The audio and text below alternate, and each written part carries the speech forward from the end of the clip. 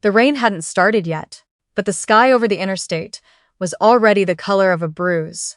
When my mother leaned out the passenger window and told me there wasn't room in the car, I stood there at the gas station off Route 9, one hand still on the strap of my overnight bag, watching my stepfather load the last cooler into the back of the SUV. Like I was a stranger asking for directions. My half-brother's face was pressed to the back window, eating a bag of chips, not even looking at me. My mother adjusted her sunglasses, the ones she'd bought specifically for the lake house trip, and said it like she was commenting on the weather. "We packed too much. You'll figure it out. There's a bus station 2 miles up." Then she rolled the window up. I was 30.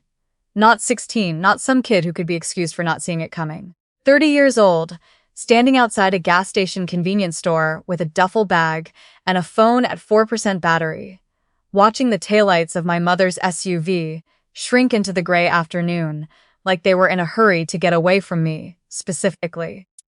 I had driven 2 hours to meet them at the halfway point, because my car was in the shop. I had taken 2 days off work for this. My stepfather's 50th birthday, a long weekend at the lake house he'd inherited from his father. A trip my mother had spent weeks talking about, like it was going to fix something between us. It didn't fix anything. It just showed me, finally in broad daylight, exactly where I stood. If you've never had someone you love make you feel like an inconvenience they forgot to leave behind on purpose, I don't know how to explain the specific, hollow shame of it. It's not the same as heartbreak. It's smaller and colder.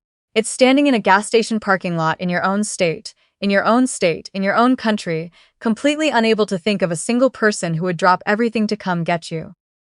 Except one. I hadn't spoken to my father in 11 years. My mother had made sure of that. Growing up, his name in our house was something you said carefully, like it might cut you. "He left," she'd say. "He didn't fight for you. He sends money because lawyers make him, not because he cares." By the time I was in college, I'd stopped asking questions, because every question came back to me wrapped in her grief. And I didn't want to be the reason my mother cried at the kitchen table again. But I still had his number. I'd kept it in a note on my phone for over a decade, transferred from device to device, like a scar I refused to let heal over. I told myself it was in case of emergency. I never let myself examine what kind of emergency I meant. Standing in that parking lot with my battery dying and the first drops of rain starting to fall, I finally found out. He picked up on the second ring. I don't know what I expected. Voicemail. A disconnected number, an awkward silence from a man who'd built a whole new life without me. What I got was a voice that went very still and very careful the second I said my name. Hi, it's your daughter," I said, because 11 years is a long time, and I didn't know if he'd recognize my voice, and the word daughter came out of me like something I hadn't used in years and had forgotten the shape of. There was a pause so long I thought the call had dropped. Then, "I know who you are." His voice cracked on the last word. "Where are you? Are you safe? Tell me exactly where you are right now," I told him. Gas station, Route 9, mile marker. I had to squint to read through the rain. I told him what happened, my voice thing where it wants to stay steady and fails halfway through a sentence.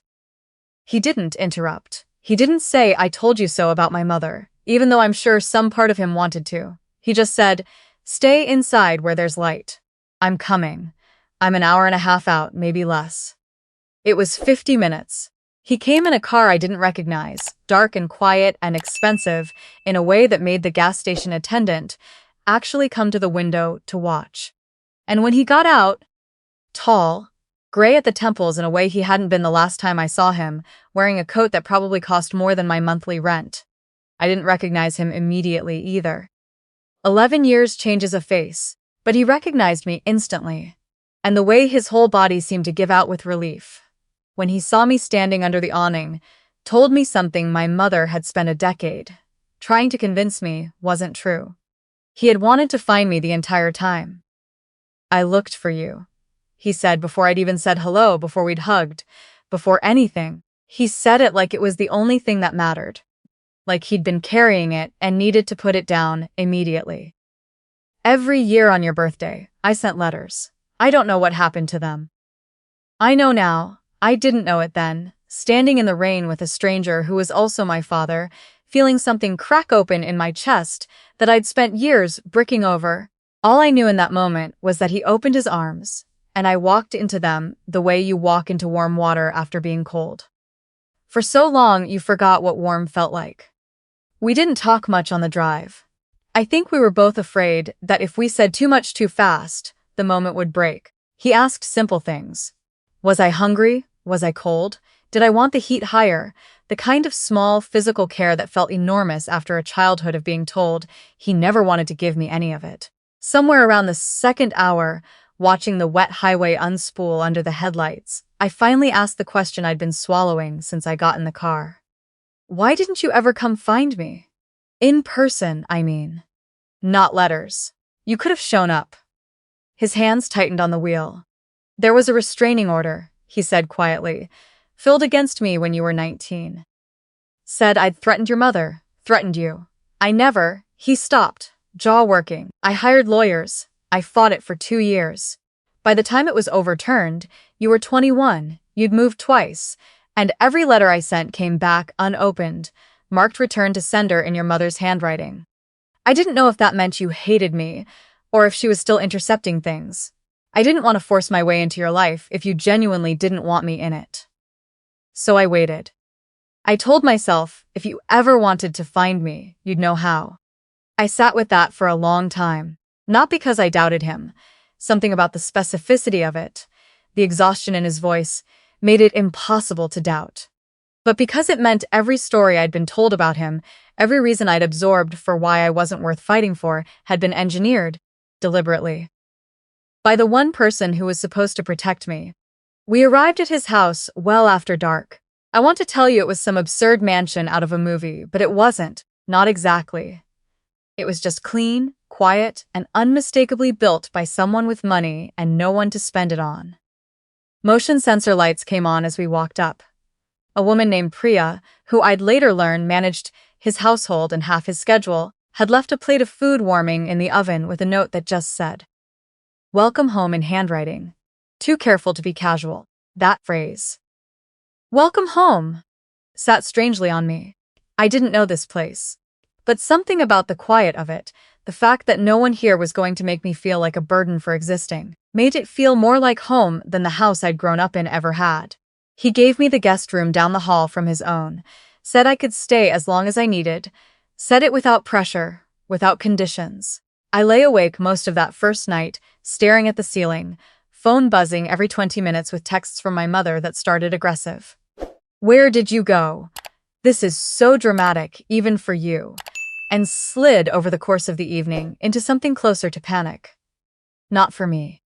I realized around midnight, reading the texts stack up, unanswered, that her panic wasn't about whether I was okay.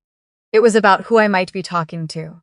I found out why 3 days later, sitting at my father's kitchen island, while he went through a folder of documents with a lawyer on speakerphone, a woman named Renata Ose, whose voice had the calm, unbothered cadence of someone who had never lost a case she actually wanted to win. My grandmother, my father's mother, a woman I barely remembered, who died when I was 22, had left me a trust.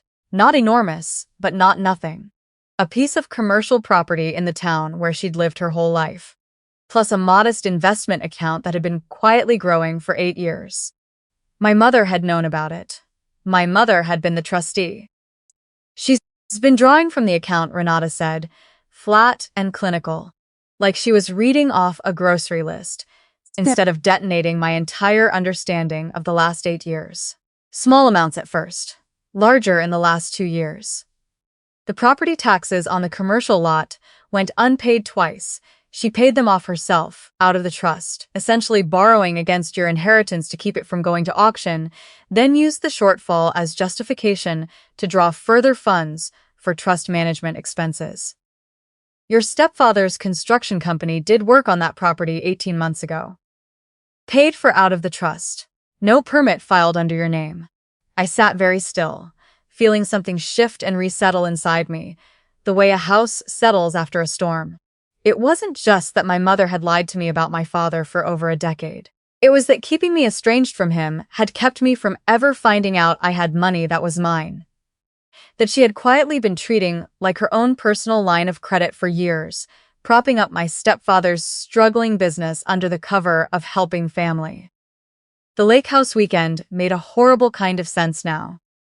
She hadn't left me at a gas station out of thoughtless cruelty. She'd been building for weeks toward getting me out of the way.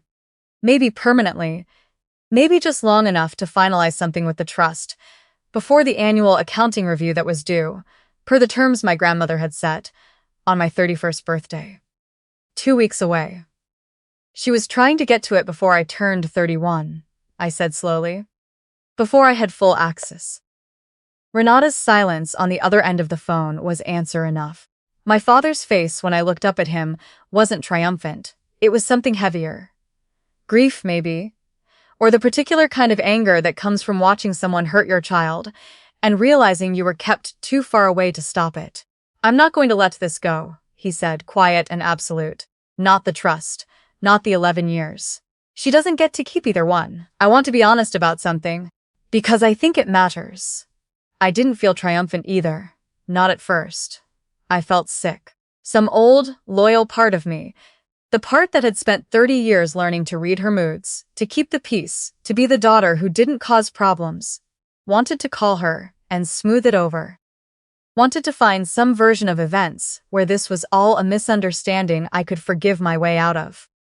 That part of me got quieter over the next 2 weeks. It got quieter every time I saw the documents Renata's team pulled together. The falsified maintenance invoices, the trust statements with my mother's signature on withdrawal after withdrawal, the copy of the restraining order application, with details in it that simply weren't true, filed the same month my father had, according to his own bank records, tried 3 separate times to set up a mediated visit through a family counselor. It got quieter when I found the old letters, forwarded to me finally by the counselor's office, once they understood the situation. A dozen of them, unopened, my name in his handwriting on the front of every envelope. Every single one eventually marked return to sender in ink that wasn't mine. 2 weeks after the gas station, on the day of my birthday, my mother called. I almost didn't answer. I was in my father's home office, going through the last of the documents with him, the two of us working in the kind of comfortable silence that had somehow, impossibly, become normal in the space of 14 days. My phone lit up on the desk between us. He glanced at it, saw her name, and just looked at me. No pressure either way, just steady, like he trusted whatever I decided.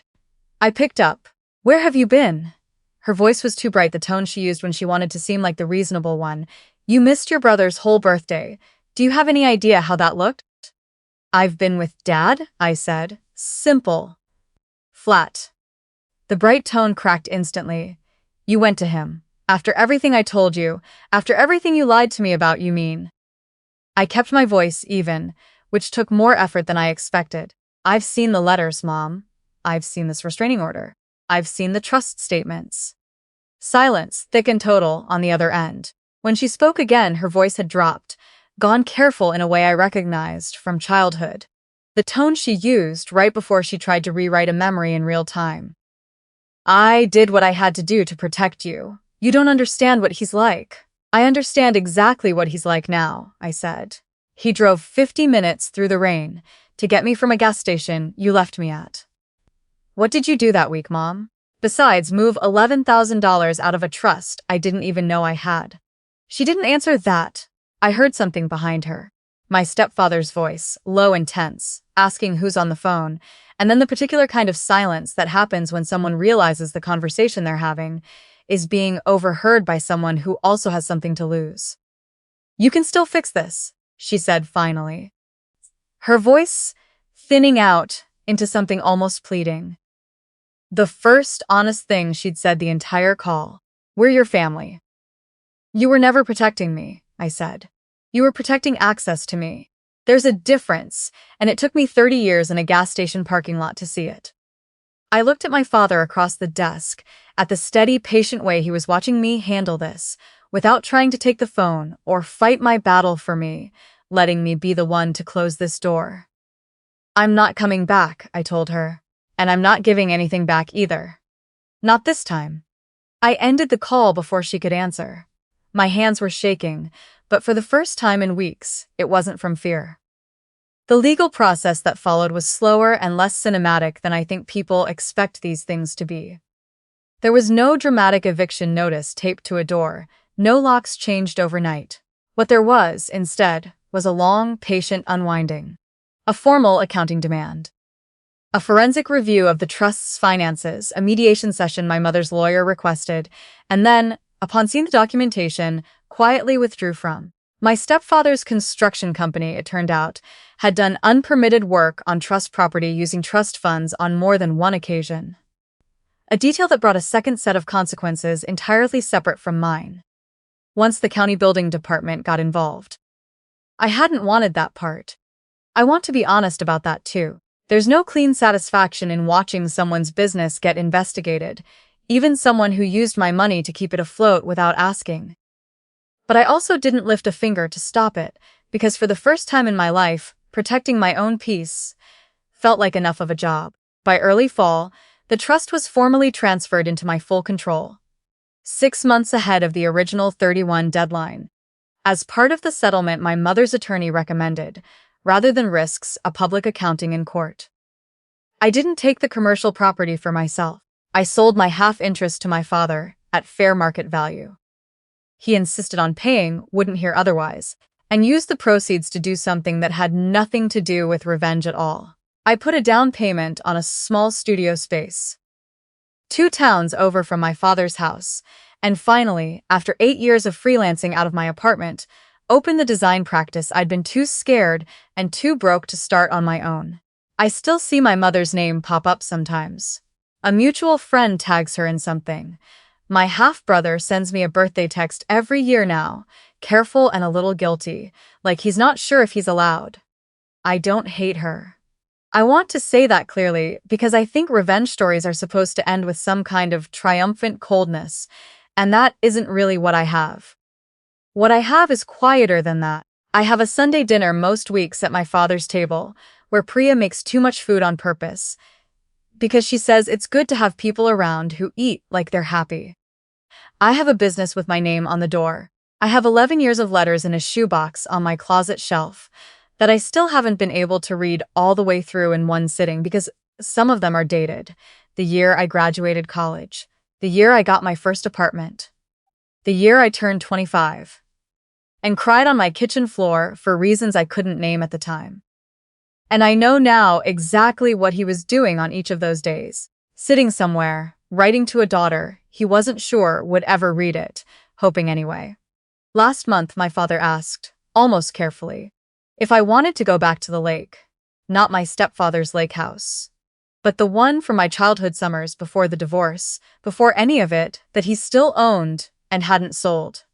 I said yes before he finished the question. We drove up on a Friday, windows down, and somewhere on that same stretch of Route 9, we passed the gas station. I didn't ask him to stop. I didn't need to see it again to know what it meant anymore. It wasn't the place I got left behind. It was the place I finally called the right person.